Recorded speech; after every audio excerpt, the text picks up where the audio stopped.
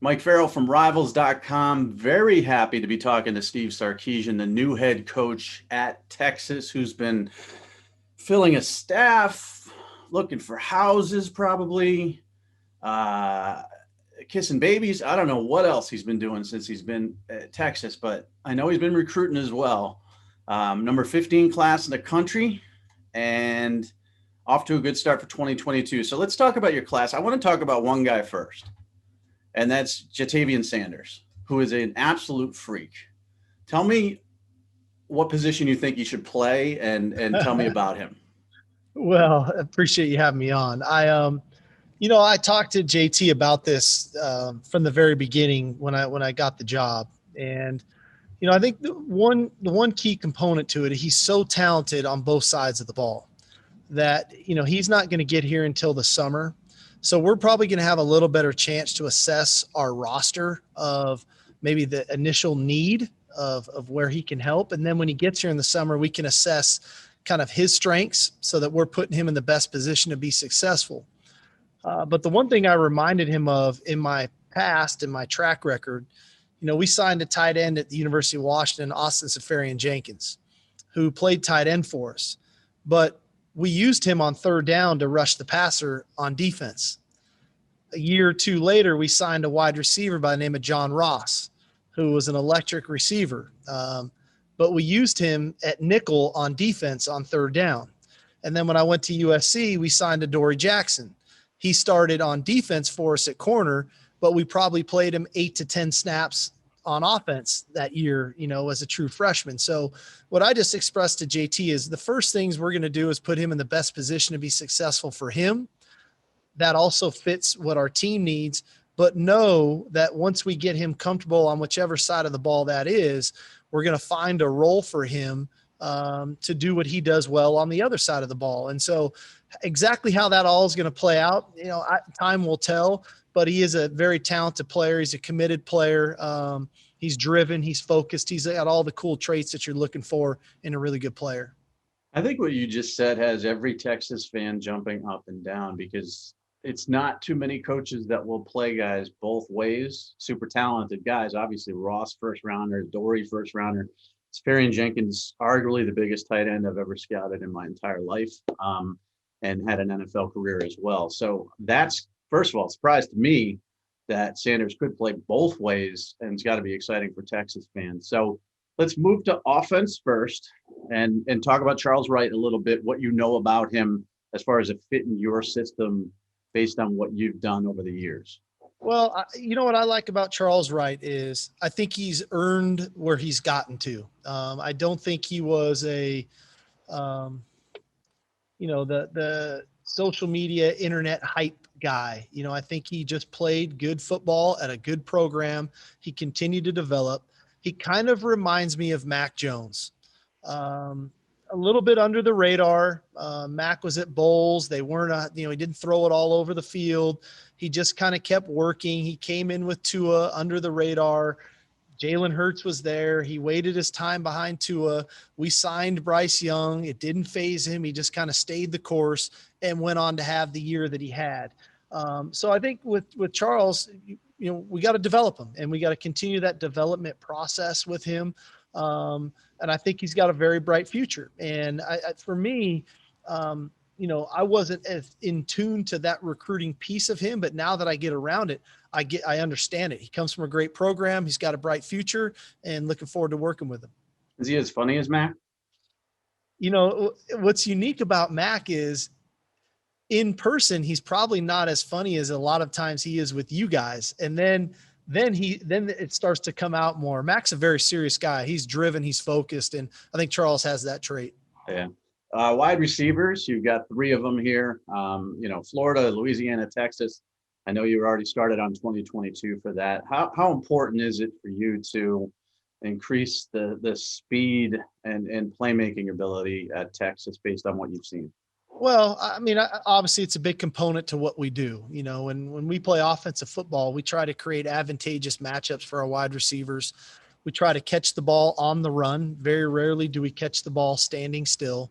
And to do that, you have to be able to beat man-to-man coverage. And so a lot of what we do evaluating receivers is that ability to win versus man coverage. And whether it's a Jaden Alexis or signing Keithron Lee today, more of a slot type receiver, the gadgets, the bubbles, the jet sweeps, ball skills are very important, but we've got a deep roster at receiver here already. And so we're going to have to navigate our way through that. We get Troy O'Meara back healthy again this year.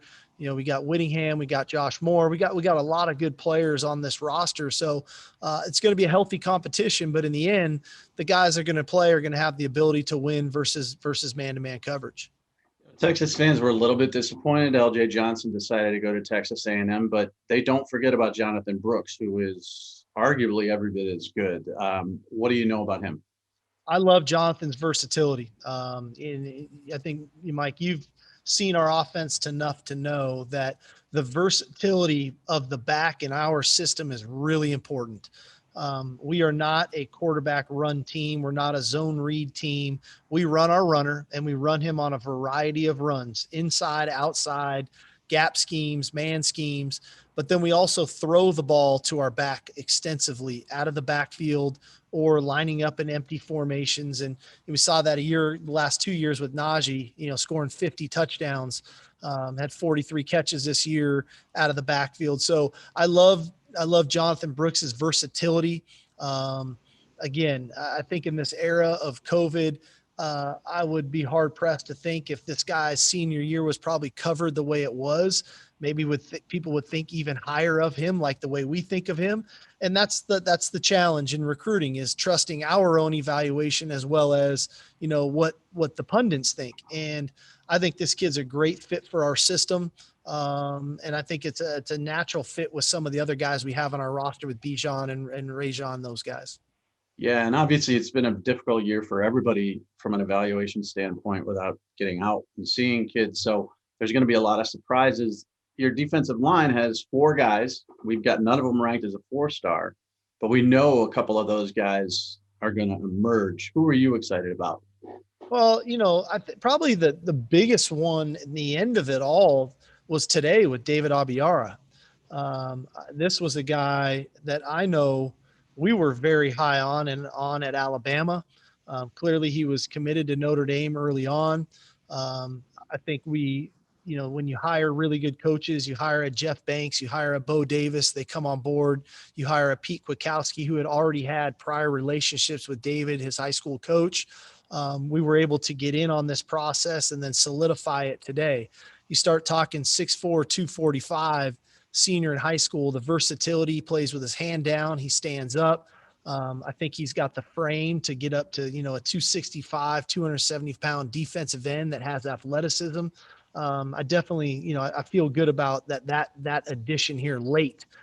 Which, when you come in late, you're trying to fill those little voids, and I think that was a good addition for us. Yeah, and this is really late. Obviously with the early signing period, you expect some coaching changes to occur, but the season got pushed back, and then this decision to go in a different direction got pushed back. So this is going to be an inherited class for you. I know you're already starting on 2022. What do you think is your main focus for recruiting strategy? Is it in-state out, or are you going to try to take it nationally and use some of your Southeast connections and West Coast connections? Well, I think first and foremost for us here at the University of Texas, it starts in-state. And there's too many good players in the great state of Texas for us not to recruit. And to do that, we've got to develop great relationships with the high school coaches. They definitely, the Texas High School Coaches Association has a real stronghold impact on their players in recruiting. So for us, letting them know that this is their program. And I've really done a lot of analysis on this. And when Coach Brown was really rolling here at Texas, the majority of his players were from the state of Texas, and they were the best players in the state of Texas. And so I think for us, that is a key component for us to build this team and build this roster, is keeping those top players in state home.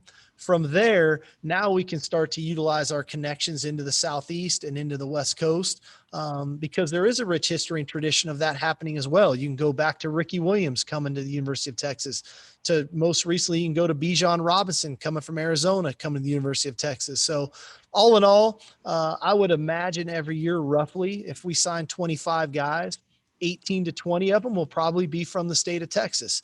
Then as we go to really pick and look around the country, 5 to 7 of those are now from out of the state of Texas, but they're very selective, selections that fit our program, that can help us go to another level. And the portal obviously changes things a little bit, but how cool is it to have examples like Mac Jones and Najee Harris as guys who stuck it out? I think it's tremendous. I think in this day and age, even starting in high school, right? The 14, 15-year-old kid that goes to 2 or 3 different high schools, and it translates itself now to college. I do think there's something to be said about perseverance. I think there's something to be said about commitment to a program. That when you become a leader on a team and you're a junior, senior in college, that you've exuded that commitment and that perseverance. I think it's a great sign of leadership for younger players on your team. All that being said, this is the world that we live now. The transfer portal is what it is. And I don't think it's going to go anywhere anytime soon.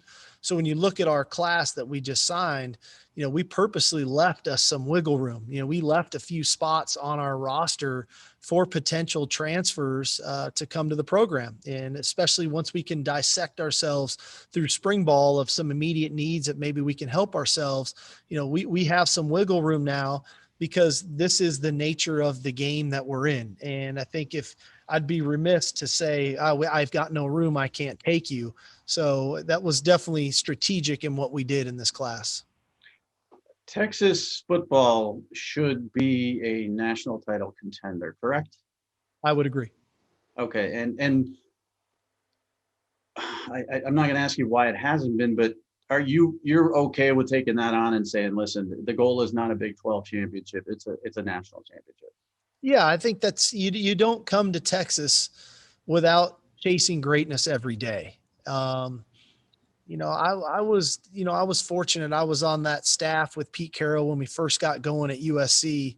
And that program was kind of mediocre, it was kind of floundering in mediocrity, right? I mean, they couldn't quite get over the hump. They had Carson Palmer, they had Troy Polamalu, they had Kareem Kelly, there are a lot of front, Sultan McCullough, and Coach Carroll, I thought, did a fantastic job of changing the mindset in the program. And then he started to keep the home talent home, and things started to change. And then it was 7 straight, BCS games, right?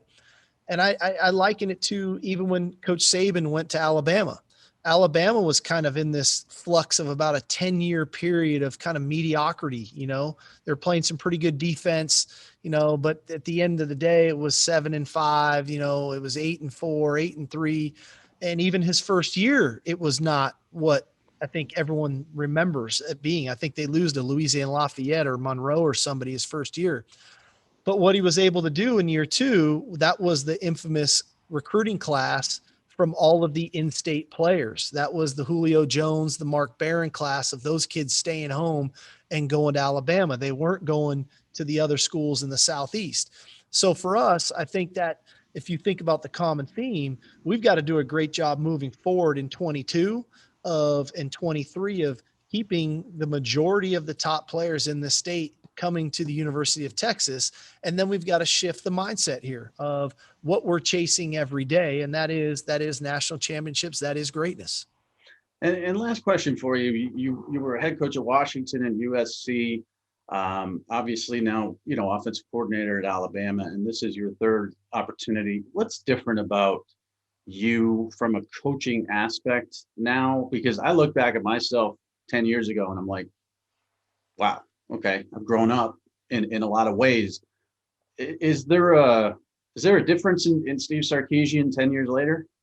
Oh, without a doubt. I would say, not to be too long-winded, I'm still very confident in who I am as a coach, and probably even more confident now that what I do, how I do it, I have a firm belief in I'm good at what I do. And that's okay saying that, because I don't say it with arrogance. I don't say it with an ego.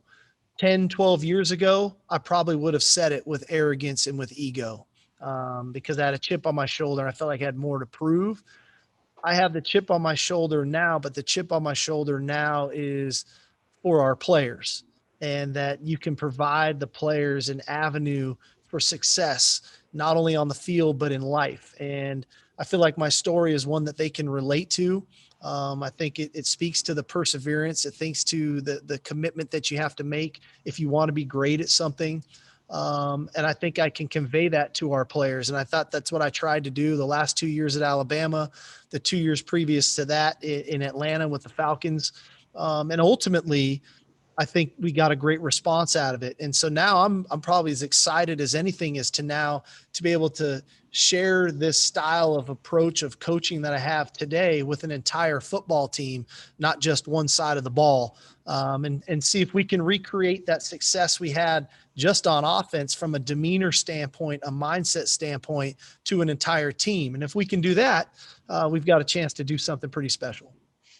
All right. Well, I appreciate your time. I know you got to be someplace, and as the head coach at Texas, you're going to have to be someplace every second of your life. But it's good to have you back as a head coach in college football, and I look forward to what you do. Steve Sarkisian, follow us on Orange Bloods, on Rivals, and we're going to follow everything that Texas does in recruiting for 2022 and beyond. Thanks a lot, Coach. No doubt. Thanks, Mike. Hook 'em, buddy.